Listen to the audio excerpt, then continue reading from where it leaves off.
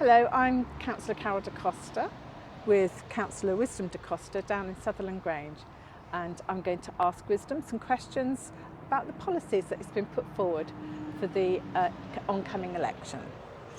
So Wisdom, a few people have asked me about the stripy pattern on the election leaflet. Would you like to explain to people what that's about?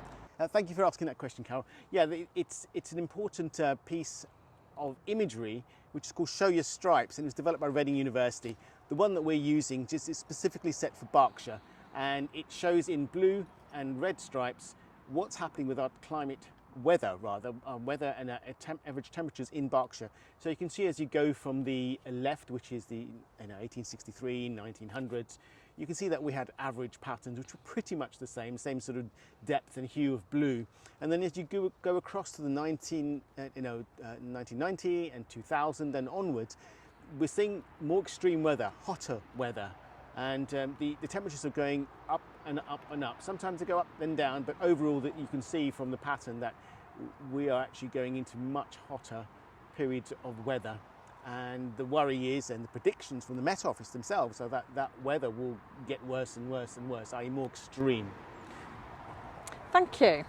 So just looking at some of the proposed policies that you've put forward, I just wanted to ask, why is a policy to be carbon zero by 2050 insufficient to deal with the carbon emissions? Okay, so if we just sort of start again with that wonderful diagram.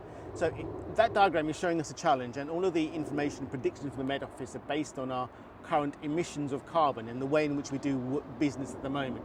So you can see they're saying that because of carbon emissions, that the weather is going to get more and more extreme.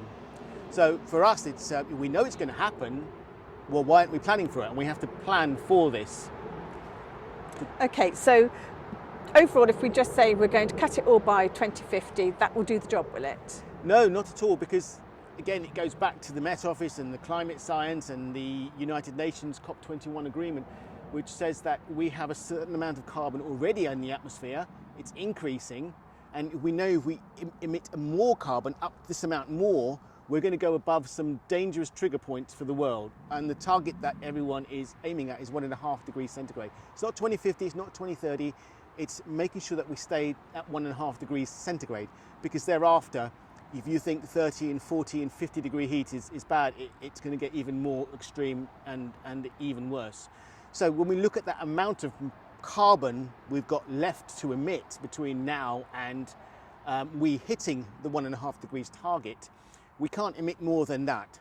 So if we go for 2050 and say, let's have a nice long low trajectory, we'll take it nice and easy, we may find that but before we get to 2050, maybe even at 2030, if we don't change things dramatically, we've actually used up all of our carbon budget, and more importantly, we've gone past the 1.5 degree trigger point.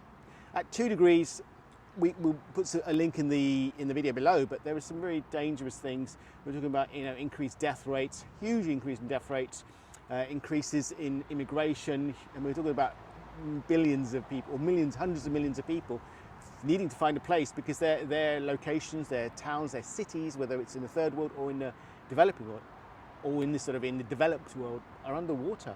And then you've got the impact on food chains, so food's going to become scarcer. There's going to be a lot of political unrest. So let's sort this out now before it gets too late. Okay, so what you're saying is it's not the amount of time it takes to get to a target, it's the target is not to increase temperatures above an extra 1.5 degrees. Absolutely right, and to not do that we can only emit a certain amount of carbon, and to ensure that we only emit a certain amount of carbon, we should be measuring exactly how much carbon we're emitting.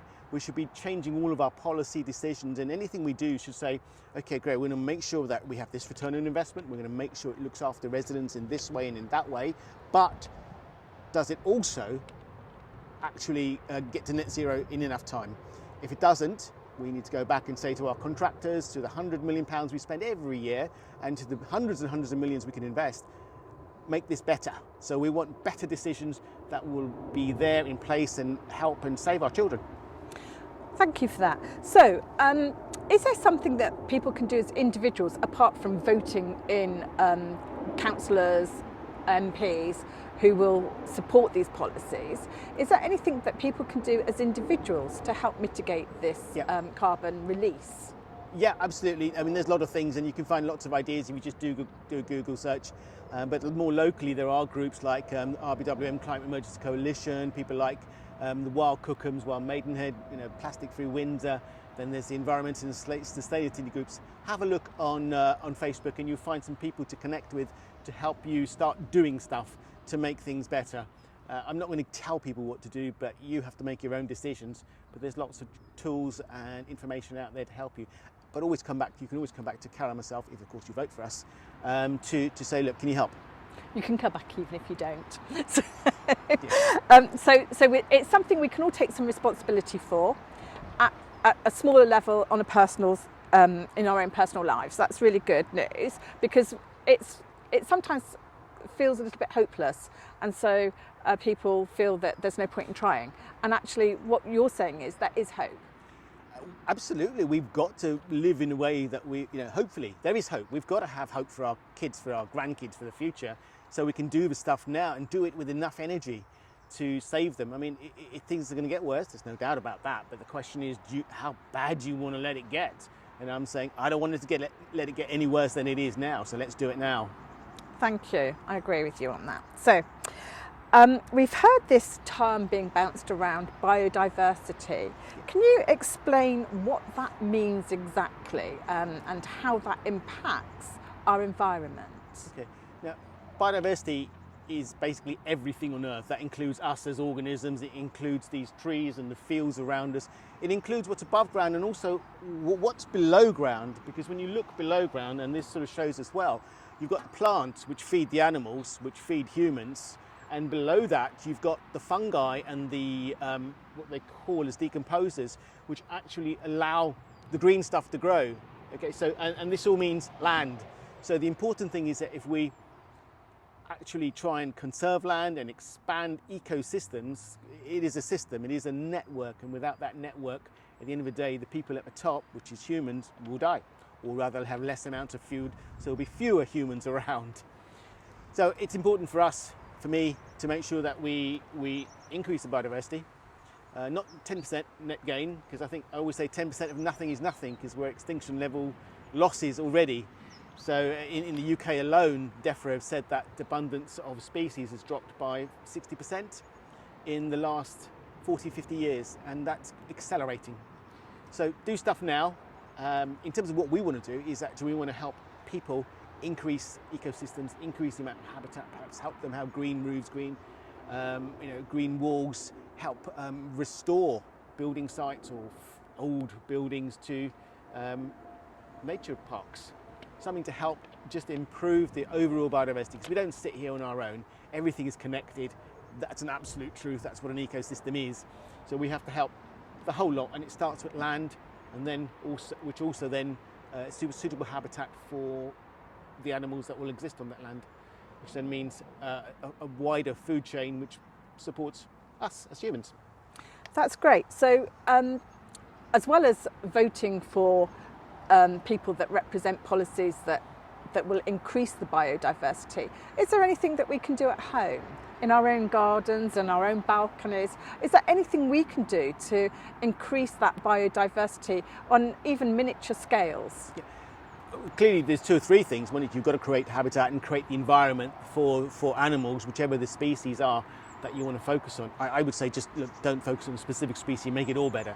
But for individual homes, and you can think about green walls, you can think about wilding part of your garden, so that, we've got bees here and birds and other pollinators, which, as you know, they are the ones that help the food actually survive, plants, if you like, and our grain and the various foodstuffs that we eat. Without the pollinators, those things will reduce in yield, so it means there's less food for us to actually enjoy. So yeah, wild your garden. You go back to places like Wild Cookham and Wild Maidenhead and some of the wilds, and have a look at what they're suggesting as what might be more appropriate locally, because locality makes a difference.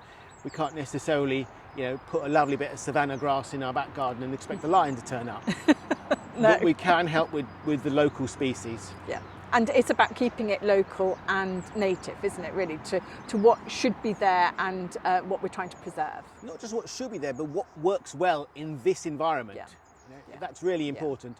And I think we will also be pushing for a biodiversity assessment of the borough, so we know what's our geology and what have we got here and what are the species that work well, what are the trees that we've got, and let's plant more trees.